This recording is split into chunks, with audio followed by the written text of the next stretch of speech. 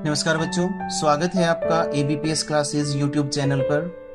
और आज हम करने जा रहे हैं कक्षा 10 गणित प्रश्नावली 3.1 का क्वेश्चन नंबर 4 पहला भाग। और क्वेश्चन नंबर 4 में उसने हमें क्या कहा है कि प्रत्येक पार्ट में हमें एक समीकरण युग्म मिलेगा। पहले हमें चेक करना है, जांच करनी है कि वो समीकरण युग्म संगत है या असंगत। यदि समीकरण युग्म संगत है तो हमें ग्राफीय विधि से उस समीकरण युग्म को हल करना है। ठीक है, तो पहले भाग में उसने समीकरण युग्म दे रखा है जिसमें पहली समीकरण x जमा वाई बराबर 5 और दूसरी समीकरण 2x जमा 2y बराबर है 10 है। तो पहले इनकी संगत और असंगत होने का पता करते हैं। उसके लिए क्या करेंगे, a/a1/a2 अनुपात निकालेंगे जो कि 1/2 है। b1/b2 अनुपात निकालेंगे, वो भी 1/2 है। C1/C2 अनुपात निकालें, वो 5/10 आएगा जो कि कट के 5 दूनी 10 1/2 ही आ जाएगा। क्योंकि तीनों अनुपात बराबर आए हैं 1/2 के, तो लिखेंगे a1/a2 बराबर है b1/b2 बराबर है C1/C2। अतः ये समीकरण युग्म क्या हो गया, संगत हो गया बच्चों। क्या हो गया, समीकरण युग्म संगत है। संगत कैसे है, क्योंकि ये जो कंडीशन है ये अनंत हल वाली है। मतलब समीकरण युग्म का कोई हल है, अनंत हल है, तो समीकरण युग्म संगत होगा। अब इसको ग्राफीय विधि से हल करने के लिए क्या करना है, समीकरण 1 से x जमा वाई बराबर है 5 दे रखा उसने। यहां मैं पहले x बराबर है 0 रख लेता हूं, तो y बराबर कितना आएगा, 5 ही आ जाएगा। अगर y बराबर 0 रख लें यहां, तो x बराबर कितना आ जाएगा, वो 5 आ जाएगा। इनसे संबंधित सारणी बना लेते हैं।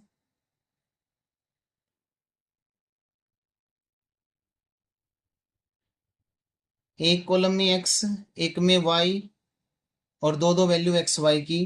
पहले भाग में x0 y5, दूसरे भाग में y0 x5। इसी तरह से जो दूसरी समीकरण है उससे सारणी बनाएंगे, 2x जमा 2y बराबर है 10। यहाँ x बराबर है 0 रखें तो क्या होगा, 2 × 0 जमा 2y बराबर है 10। 2 × 0 0 होएगा, 0 जमा 2y, 2y बचेगा बराबर 10। 2 को उधर ले जाएं तो y बराबर है 10/2, 2×5 = 10, y का मान 5 आ जाएगा। इसी तरह से जब इसमें y बराबर 0 रखें तो ये 2x जमा 2 × 0 बराबर है 10 और ये आ जाएगा 2x बराबर है 10, क्योंकि 2 × 0 0 हो जाएगा और 2x जमा 0 2x ही रहेगा। अब 2 को उधर ले जाएं तो x हमारे पास यहाँ 10/2, 2 से 2×5 = 10, x भी यहाँ 5 आ जाएगी। तो इससे संबंधित सारणी जो होगी वो क्या बनेगी,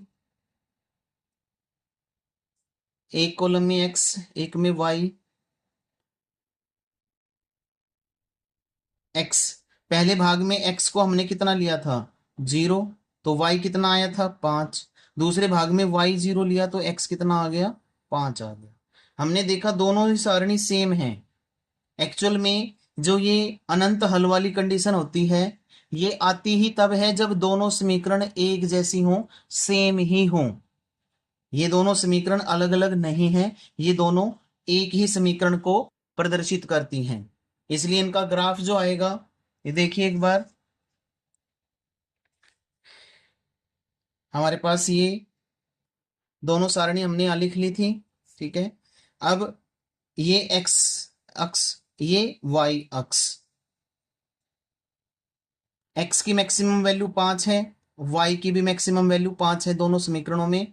तो इसमें मैंने 1 2 3 4 5 तक पॉइंट मार्क करे पॉजिटिव साइड, और y में भी पॉजिटिव साइड 5 पॉइंट मार्क कर लिए।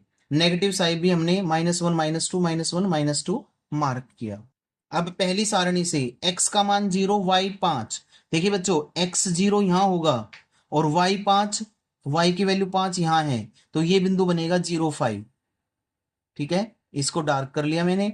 फिर दूसरा बिंदु x 5 है, y 0 है, x की वैल्यू 5 है यहाँ पे और y की वैल्यू 0 यहाँ, तो यही बिंदु रहेगा।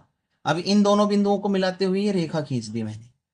ठीक है, दूसरा जो सारणी है दूसरी समीकरण से वो भी यही है, तो दोनों बिंदु यही आएंगे, तो दूसरी समीकरण से जो ग्राफ आएगा वो भी यही रेखा आएगी। इसी पे मैंने 2 एरो के निशान लगा लिए, तो दोनों रेखाएं समपाती हैं। क्योंकि समीकरण युग्म के अनंत हल हैं, तो हमने समीकरण युग्म का एक हल लिख दिया कि भाई x बराबर है 5, y बराबर है 0। इसके अलावा भी इस रेखा पर कोई भी बिंदु है जो, उससे x अक्ष पे y अक्ष पे लंब खींच के और x और y का कोई भी मान जो आएगा वो लिख सकते हैं। जैसे इसमें ये बिंदु लेके x अक्ष पे ये लंब खींचा, y अक्ष पे लंब खींचा, यहाँ से x की वैल्यू 3, y की वैल्यू 2 आ गई। ये भी हमारा आंसर होगा। इसके अनंत हल हैं, बहुत सारे हल हो सकते हैं। ठीक है, ये हमारा क्वेश्चन नंबर 4 का पहला पार्ट कंप्लीट हो गया बच्चों।